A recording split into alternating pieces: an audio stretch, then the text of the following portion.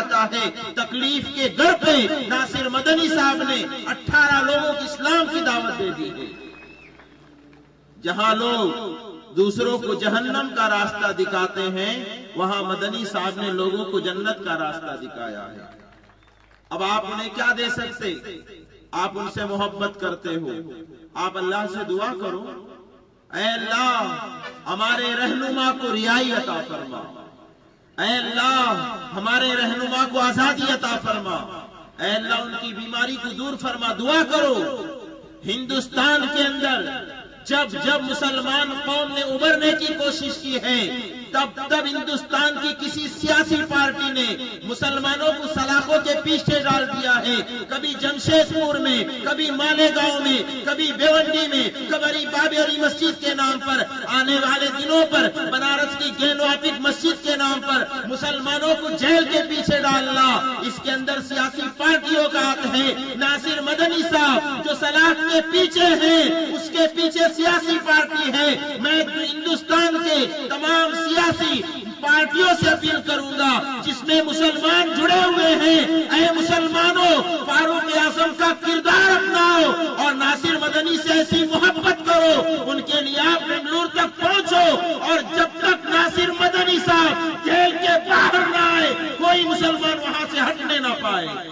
ایک زمانہ ایسا لاؤ, ایک ایسا وقت لاؤ, ایک چیلنج پیدا کرو پورے ہندوستان کے اندر ناصر مدنی صاحب کے نام کا بول بالا کرو. میں چیلنج کرتا ہوں ہندوستان کا وزیر اعظم خود ان کے پاس آ کر یہ کہے گا کہ ناصر مدنی سب غلط تھے, تم سچ ہو, تمہارے ساتھ سچائی ہے, تمہارا کام سلاخوں کے پیچھے رہنے کا نہیں ہے. آؤ قوم کی رہنمائی اور رہبری کرو. اے قوم, ہمارا ایک پیارا رہنما, ہمارا ایک پیارا لیڈر, ہمارا ایک پیارا امام جس نے ہماری رہنمائی کی, رہبری کی, لوگوں کو چلنا سکھایا, عقل و شعور کی آگاہی دی اور کہا اے انسانوں انسانیت کے ساتھ جیو. میں پوچھتا ہوں مسلمانوں تمہارے پاس اللہ کے قرآن سے بڑھ کر کیا ہے؟ ایک مسلمان کے لیے قرآن سے بڑھ کر کیا ہے؟ ناصر مدنی صاحب نے قرآن پہ آ کر کہا میں نے ایسا نہیں کیا, میرا دعویٰ ہے جنہوں نے قرآن رکھ کے کہا ہے یقیناً یقیناً وہ کام انہوں نے نہیں کیا جس کا ان پہ الزام لگایا گیا ہے.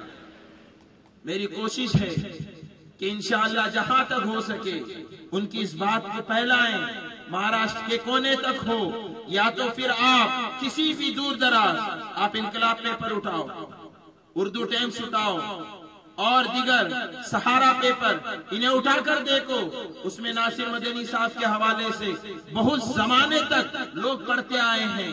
تو میں آپ سب سے گزارش کروں گا اپنے رہنما کے لیے دعا کرو. میں بھی دعا کرتا ہوں اللہ تبارک و تعالی ناصر مدنی صاحب کو جلد رہائی عطا فرمائے, ان کو خوب عزت و بلندی کے ساتھ رب تبارک و تعالی جیل سے باہر فرمائے.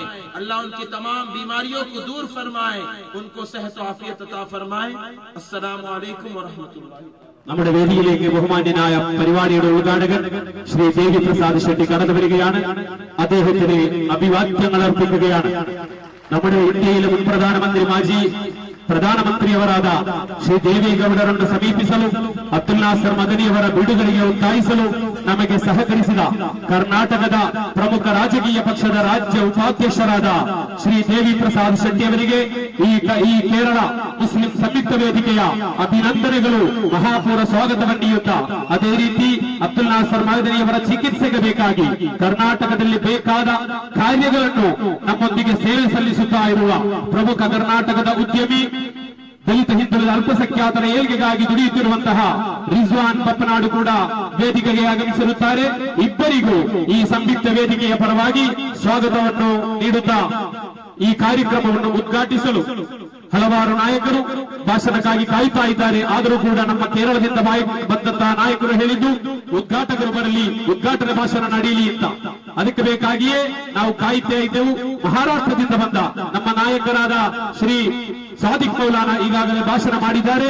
ನಮ್ಮ ನೆಚ್ಚಿನ ನಾಯಕರಾದ ಶ್ರೀ ದೇವಿ ಪ್ರಸಾದ್ ಶೆಟ್ಟಿಯವರನ್ನು ಆತ್ಮೀಯವಾಗಿ ಈ ಕಾರ್ಯಕ್ರಮವನ್ನು ಉದ್ಘಾಟಿಸಲು ಸ್ವಾಗತ ಮಾಡುತ್ತಾ ಇದ್ದೆ. ವೇದಿಕೆಗೆ ಆಹ್ವಾನಿಸ್ತಾ ಇದ್ದೆ. ಸಂಯುಕ್ತ ವೇದಿಕೆ ಹಾಗೂ ಅನ್ವರ್ ವೆಲ್ಫೇರ್ ಅಸೋಸಿಯೇಷನ್ನ ಮದನಿಯವರ ಜೀವ ಸಂರಕ್ಷಣೆಗಾಗಿ ಬೃಹತ್ ಹಕ್ಕು ಸಮಾವೇಶದ ಈ ಒಂದು ಅರ್ಥಪೂರ್ಣವಾದಂತ ಕಾರ್ಯಕ್ರಮದಲ್ಲಿ ಉಪಸ್ಥಿತರಿರುವಂತಹ ಎಲ್ಲ ಗಣ್ಯಾತಿ ಗಣ್ಯರೇ, ಮದನಿಯವರ ಅಭಿಮಾನಿಗಳೇ, ಹಕ್ಕು ಸಂರಕ್ಷಣೆಗಾಗಿ ತಮ್ಮನ್ನು ತಾವು ತೊಡಗಿಸಿಕೊಂಡಂತ ಕೇರಳ ರಾಜ್ಯದ ಆತ್ಮೀಯ ಸಹೋದರರೇ, ಪತ್ರಿಕಾ ಮಾಧ್ಯಮದ ಮಿತ್ರರೇ, ನಾವು ಭಾರತ ದೇಶದಲ್ಲಿ ಹುಟ್ಟಿ ಭಾರತದ ಪ್ರಜೆಗಳಾಗಿ ಈ ದೇಶದ ಸಾರ್ವಭೌಮತೆಗೆ, ಈ ದೇಶದ ಹಿತ ಕಾಪಾಡಲಿಕ್ಕೆ, ಈ ದೇಶದ ಮೇಲೆ ವಿಶೇಷವಾದಂತಹ ಅಭಿಮಾನವನ್ನಿಟ್ಟು ಈ ದೇಶ ಯಾವುದೇ ಒಂದು ಧರ್ಮ, ಯಾವುದೇ ಒಂದು ಜಾತಿ, ಯಾವುದೇ ಒಂದು ಪಕ್ಷಕ್ಕೆ ಸೇರಿದ್ದಲ್ಲ. ಈ ದೇಶ ಸಮಸ್ತವಾದಂತ, ಅದು ಮುಸ್ಲಿಮರಾಗಿರ್ಬೋದು, ಹಿಂದೂಗಳಾಗಿರ್ಬೋದು, ಕ್ರೈಸ್ತರಾಗಿರ್ಬೋದು, ಸಮಸ್ತ ಮಾನವ ಕುಲಗಳನ್ನು ಸ್ನೇಹಮಯ ಜೀವನವನ್ನು ಮಾಡಿಸಲಿಕ್ಕೋಸ್ಕರ ಈ ದೇಶ ಅಖಂಡತೆಯನ್ನು ಕಾಯ್ದುಕೊಂಡಿದೆ. ಮಾನವನ ಹಕ್ಕು ಸಂರಕ್ಷಣೆ ಮಾಡುವಂತದ್ದು ಈ ದೇಶವನ್ನು ಆಳುವಂತಹ ಸರ್ಕಾರದ ಮುಖ್ಯ ಕರ್ತವ್ಯ ಆಗಿದೆ. ಯಾವುದೇ ಒಂದು ಸಂಘಟನೆಗಾಗಿ, ಯಾವುದೇ ಒಬ್ಬ ವ್ಯಕ್ತಿಯನ್ನು ಗುರಿಯಾಗಿರಿಸದೆ ನಿರಪರಾಧಿಯನ್ನು ಅಪರಾಧಿಯನ್ನಾಗಿಸಿ ಮಾಡುವಂತಹದ್ದು, ನಿರಪರಾಧಿಯನ್ನು ಜೀವನ ಪರ್ಯಂತ ಕತ್ತಲಲ್ಲಿಡುವಂತ ವ್ಯವಸ್ಥೆಯನ್ನು ನಾವೆಲ್ಲರೂ ಧಿಕ್ಕರಿಸುವುದು ಅತಿ ಅಗತ್ಯ ಅಂತ ಈ ಸಂದರ್ಭದಲ್ಲಿ ಹೇಳಲಿಕ್ಕೆ ನಾನು ಬಹಳ ಇಷ್ಟಪಡ್ತೇನೆ. ಮದನಿಯವರು, ಅವರ ಬಗ್ಗೆ ಕೇಳಿದ್ದೇನೆ, ಅವರ ಅಭಿಮಾನಿಗಳಿಂದ ತಿಳಿದುಕೊಂಡಿದ್ದೇನೆ. ಅವರೊಬ್ಬ ಉತ್ತಮ ಸಮಾಜ ಸುಧಾರಕನಾಗಿ ಸಮಾಜ ವಿದ್ರೋಹಿ ಶಕ್ತಿಗಳ ವಿರುದ್ಧ ಹೋರಾಟ ಮಾಡುವ ಮೂಲಕ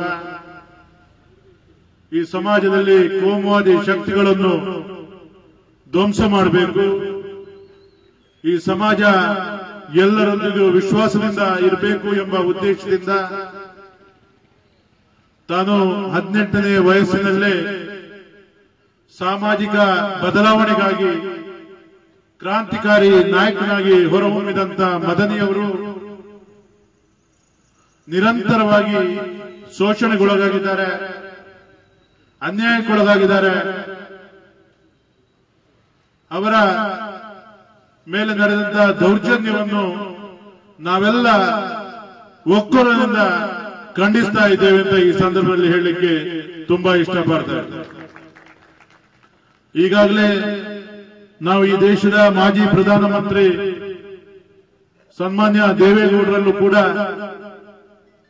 ಮದನಿಯವರಿಗಾದಂತಹ ಅನ್ಯಾಯದ ಬಗ್ಗೆ ತಿಳಿಸಿದ್ದೇವೆ. ಸರ್ಕಾರ ತನ್ನ ತಪ್ಪನ್ನು ಮುಚ್ಚಿಕೊಳ್ಳಲಿಕ್ಕೋಸ್ಕರ ಸರ್ಕಾರದ ನಮ್ಮ ಕರ್ನಾಟಕ ರಾಜ್ಯದ ಅಂದಿನ ಮುಖ್ಯಮಂತ್ರಿ ಯಡಿಯೂರಪ್ಪನವರ ಮೇಲೆ ನಿರಂತರವಾದಂತಹ ಭ್ರಷ್ಟಾಚಾರದ, ಸ್ವಜನ ಪಕ್ಷಪಾತದ ಅನೇಕ ಅಪಾದನೆಗಳು ಬಂದಾಗ ಒಬ್ಬ ಮುಖ್ಯಮಂತ್ರಿ ಇತಿಹಾಸದಲ್ಲೇ ಮೊದಲ ಬಾರಿಗೆ ಜೈಲಿಗೆ ಹೋದಂತ ರಾಜ್ಯದ ಮುಖ್ಯಮಂತ್ರಿ ಇದ್ರೆ ಅದು ಭಾರತೀಯ ಜನತಾ ಪಕ್ಷದ ಕರ್ನಾಟಕ ರಾಜ್ಯದಿಂದ ಮಾತ್ರ. ಈ ಕಪ್ಪು ಚುಕ್ಕಿಯನ್ನು ಮುಚ್ಚಿ ಹಾಕುವುದಕ್ಕಾಗಿ ಜನರ ಭಾವನೆಯನ್ನು ಬೇರೆ ಕಡೆ ಹರಿಸುವುದಕ್ಕಾಗಿ ಈ ರೀತಿಯ ಒಂದು ಕುತಂತ್ರಗಳನ್ನು ಮಾಡಿ ಮದನಿಯನ್ನು ಕೊಡಗಿನಲ್ಲಿ ವಿಧ್ವಂಸಕ ಕೃತ್ಯಕ್ಕೆ ಬೆಂಬಲ ನೀಡಿದ್ದಾರೆ ಎಂಬ ಆಪಾದನೆಯನ್ನು ಹಾಕಿ ಜೈಲಿಗಟ್ಟಿರುವುದನ್ನು ನಾವೆಲ್ಲ ಈ ಹಿಂದೆ ಕೂಡ ಖಂಡಿಸಿದ್ದೇವೆ. ಇವತ್ತು ಕೂಡ ಬಹಿರಂಗವಾಗಿ ಅದನ್ನು ಖಂಡಿಸ್ತಾ ಇದ್ದೇವೆ. ನಾನು ಇದನ್ನ ಈ ಹಿಂದಿನ ನಮ್ಮ ಮಲ್ಲಾಪುರಂನಲ್ಲಿ ನಡೆದಂತ ಬೃಹತ್ ಸಮಾವೇಶಕ್ಕೂ ಕೂಡ ಆಗಮಿಸಿದ್ದೆ. ಅಲ್ಲಿಯ ನಮ್ಮ ಮಾಜಿ ಸಚಿವರಾದಂತ ನಾಡಾರ್ ಅವರು ಕೂಡ ನಮ್ಮ ಪಕ್ಷದ ಹಿರಿಯ ನೇತಾರರು ಆ ಕಾರ್ಯಕ್ರಮದಲ್ಲಿ ಭಾಗವಹಿಸಿದ್ರು. ಇಲ್ಲಿ ಕೂಡ ಈ ದಿನ ತಾವು ಈ ಕಾರ್ಯಕ್ರಮಕ್ಕೆ ಉದ್ಘಾಟಕರಾಗಿ ಆಗಮಿಸಬೇಕು, ನಮ್ಮ ಮಾನವ ಹಕ್ಕುಗಳ ಸಂರಕ್ಷಣೆಗಾಗಿ ನಡೆಸುವಂತಹ ಈ ಸಮಾವೇಶದಲ್ಲಿ ತಮ್ಮ ಉಪಸ್ಥಿತಿ ಇರಬೇಕು ಅಂತ ಹೇಳಿದಾಗ ನಾವು ನಮ್ಮ ಈ ಜಿಲ್ಲಾ ನಾಯಕರುಗಳನ್ನು ಸಂಪರ್ಕಿಸಿ ಜಿಲ್ಲಾ ನಾಯಕರುಗಳ ಬೆಂಬಲದಿಂದ ಈ ಒಂದು ಸಮಾವೇಶಕ್ಕೆ ಆಗಮಿಸಿದ್ದೇನೆ. ನಾವು ಈ ಕಾರ್ಯಕ್ರಮದ ಬಗ್ಗೆ ಹೆಚ್ಚಿನ ಮಾಹಿತಿ ನನಗೆ ಇಲ್ಲದಿದ್ದರೂ ಕೂಡ ಮದನಿಯವರ ಬಗ್ಗೆ, ಅವರ ಅಭಿಮಾನಿಗಳ ಬಗ್ಗೆ, ಅವರ ಕರ್ತವ್ಯ ನಿಷ್ಠೆಯ ಬಗ್ಗೆ, ಅವರ ಪ್ರಾಮಾಣಿಕತೆಯ ಬಗ್ಗೆ, ಅವರ ದೇಶ ಪ್ರೇಮದ ಬಗ್ಗೆ ನಾನು ಬಹಳಷ್ಟು ತಿಳ್ಕೊಂಡಿದ್ದೇನೆ. ಯಾವತ್ತೂ ಕೂಡ ನಮ್ಮ ದೇಶದ ಸಂವಿಧಾನವನ್ನು ಬರೆದಂತ ಬಾಳಾ ಸಾಹೇಬ್ ಅಂಬೇಡ್ಕರ್ ಅವರು ಹೇಳಿದ್ದಾರೆ,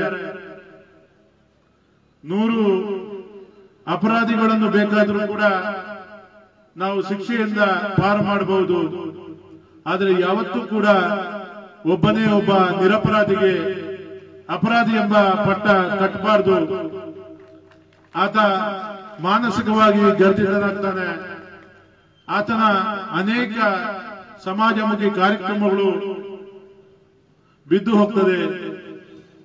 ಇನ್ನು ಮದನಿಯವರು ಅನಾಥ ಮಕ್ಕಳಿಗಾಗಿ, ಅನಾಥರಿಗಾಗಿ, ಶೋಷಿತರಿಗಾಗಿ, ಸಮಾಜದ ದುರ್ಬಲರಿಗಾಗಿ ಅವರು ಮಾಡುವಂತಹ ಸೇವೆ ಬಹಳ ಅಚ್ಚರಿಯನ್ನುಂಟು ಮಾಡಿದೆ. ಆ ಸೇವೆ ನಿರಂತರವಾಗಿ ನಡೀತಾ ಇರಲಿ. ಅವರನ್ನು ಆದಷ್ಟು ಶೀಘ್ರ ಅವರು ಸಂಪೂರ್ಣವಾದಂತಹ ದೋಷಮುಕ್ತರಾಗಿ ತಮ್ಮ ಕೇರಳ ರಾಜ್ಯಕ್ಕೆ ಆಗಮಿಸುವಂತೆ ಹೊಸ ವರ್ಷದಲ್ಲಿ ಅವರಿಗೆ ಭಗವಂತನು ಆಶೀರ್ವಾದ ನೀಡಲಿ ಅಂತ ಈ ಸಂದರ್ಭದಲ್ಲಿ ಹೇಳ್ತಾ, ವಿಶೇಷವಾಗಿ ತಾವು ಈ ಕಾರ್ಯಕ್ರಮಕ್ಕೆ ತನ್ನನ್ನು ಬರಮಾಡಿಕೊಂಡದಕ್ಕೆ ತಮ್ಮ ಎಲ್ಲ ಸಂಘಟಕರಿಗೆ ವಂದಿಸುತ್ತಾ, ಸದಾ ನಿಮ್ಮ ಎಲ್ಲ ಕಾರ್ಯಕ್ರಮದಲ್ಲಿ ನಮ್ಮ ಪಕ್ಷ, ನಾವು, ನಮ್ಮ ನಾಯಕರು ಇದ್ದಾರೆ, ನಿಮ್ಮ ಬೆಂಬಲ ಕೂಡ ನಮ್ಗಿರಲಿ ಅಂತ ಈ ಸಂದರ್ಭದಲ್ಲಿ ಹೇಳುತ್ತಾ ತಮ್ಗೆಲ್ಲರಿಗೂ ವಂದಿಸುತ್ತಾ ನನ್ನ 2 ಮಾತನ್ನು ಮುಕ್ತಾಯ ಮಾಡ್ತೇನೆ. ನಾನು ಈ ಕಾರ್ಯಕ್ರಮವನ್ನು ನಿಮ್ಮೆಲ್ಲರ ಉಪಸ್ಥಿತಿಯಲ್ಲಿ ಉದ್ಘಾಟನೆ ಮಾಡ್ತಾ ಇದ್ದೇನೆ ಅಂತ ಈ ಸಂದರ್ಭದಲ್ಲಿ ಘೋಷಣೆ ಮಾಡ್ತಾ ಇದ್ದೇನೆ. ತುಂಬ ಹೃದಯದ ಕೃತಜ್ಞತೆಗಳು ಶ್ರೀ ದೇವಿ ಪ್ರಸಾದ್ ಶೆಟ್ಟಿಯವರಿಗೆ. ನಿಮ್ಮ ಬೆಂಬಲ ಇನ್ನು ಮುಂದೆ